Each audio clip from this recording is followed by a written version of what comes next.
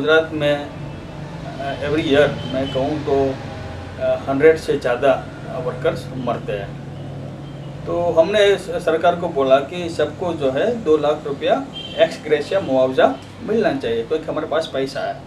Board कहती है कि भी जो बोर्ड के रजिस्टर्ड मेंबर है, बेनिफिशियरी मेंबर है, उनको ही ये लाभ मिलेगा।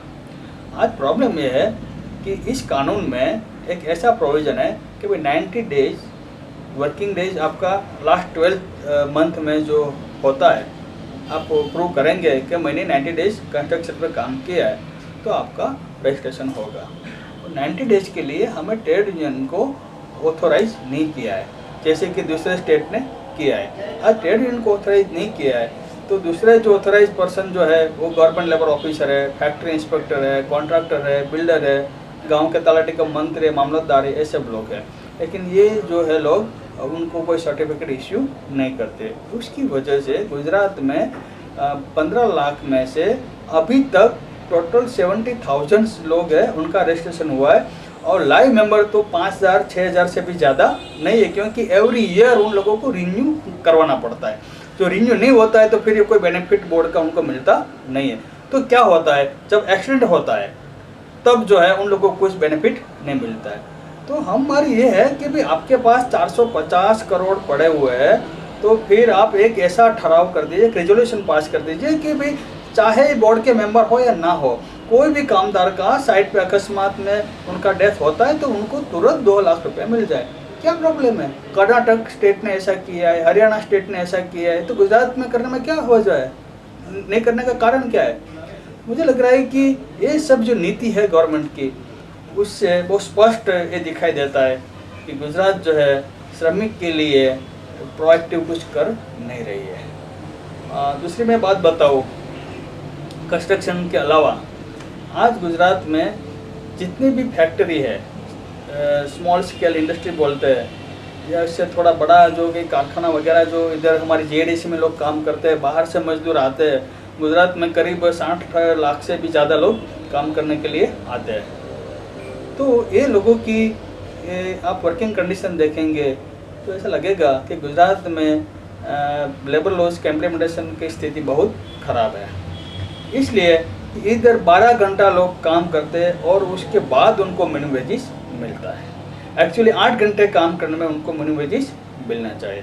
दूसरी बात, फैक्ट्री एक्ट का इम्प्लीमेंट करने वाली जो ये डिश है, director industrial safety and health, उनके पास जो है 50% अधिकारियों की कमी है। इसी प्रकार लेबर लॉज जो है, मिनिमम वेजेस एक्ट है, इक्वल रेम्युनरेशन एक्ट है, कॉन्ट्रैक्ट लेबर एक्ट है, ऐसे जितने भी लेबर लॉज है, बोनस एक्ट है, उसका इम्प्लीमेंटेशन करने वाले लेबर कमिश्नरेट जो ऑफिस है, उनके पास भी जो है 50% स्टाफ की कमी है। इसलिए क्या होता है कि एक डिस्ट्रिक्ट का जो लेबर ऑफिसर होता है उनके पास दूसरे का चार्ज होता है, तो एक दिन इधर बैठता है, एक दिन इधर बैठता है। तो जहाँ आपके पास पूरा स्टाफ नहीं है लेबर लॉज के इम्प्लीमेंटेशन करने के लिए, तो वहाँ कैसे इम्प्लीमेंट होगा? वेरावल की बात मैं करूँ, अभी मैं दूसरी बात, ये मुद्दा लायत मैं आपको बताता हूँ कि हमारा वेलफेयर बोर्ड का इसमें मेंबरशिप होता है, रजिस्ट्रेशन होता है। तो रजिस्ट्रेशन के लिए नज़दीक की तालुका ऑफिस में उनको जाना है, वहाँ रजिस्ट्रेशन करवाना है। वेरावल में हमारे लोग जा रहे हैं तो वहाँ अधिकारी नहीं मिलती है, बोलते हैं कि आज उनका जो इधर आने का बारी जो है मंडे को है, कोई बोलता है थर्सडे को है।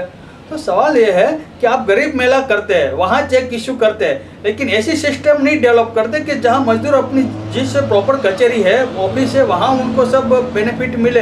ऐसा नहीं कर रहे हैं। तो मुझे लग रहा है कि ये 100 ज़्यादा दिखाई दे रहा है।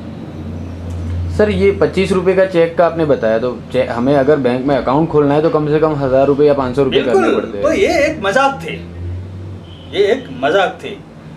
मुझे एक दूसरी बात थी कि मानो कि आप ऐसा अपना सर्कुलर निकाला है कि एक डिपार्टमेंट से जो पैसा ले रहे हैं दूसरा सेम जो बेनिफिट है इस डिपार्टमेंट से नहीं, आप नहीं ले सकते, ठीक है चलो, लेकिन ये पैसा जो है वो सरकार का पैसा नहीं है। ये शेष जो आ रहा है वो कॉन्ट्रैक्टर से आ रहा है, बिल्डर से आ रहा है, और हमारा वर्कर्स का भी कंट्रीब्यूशन है। ये पैसा तो गवर्नमेंट का है नहीं, तो ये पैसा जो गवर्नमेंट का नहीं है तो गवर्नमेंट अपने इस पैसों पर अपना कोई दावा कर सकती नहीं, ये दावा नहीं करना चाहिए, वो ग्रांट इन एड नहीं है। जहाँ ग्रांट इन एड होता है वहाँ आप ऐसा कर सकते हैं। तो मजदूर का पैसा मजदूर के लिए खर्च करना है। तो सब बात यह है कि सरकार मजदूरों का भी पैसा है, इनमें से भी कटौती कर रही है, तो दूसरे पैसे देने की बात कहाँ से आएगी। और जहाँ तक बात हुई है इधर शहर में आज भी बच्चों के लिए कोई सुविधा नहीं है। इस बार उनके बजट में जो है सरकार ने बोला है कि हम मोबाइल मेडिकल वाहन जो रखेंगे, ये करेंगे, लेकिन जब होगा तब। आज भी जो है बच्चे कंस्ट्रक्शन साइट पे मरते हैं। आप कहीं जाएंगे तो पता चलेगा कि एक भी कंस्ट्रक्शन साइट पे क्रैश फैसिलिटी नहीं है।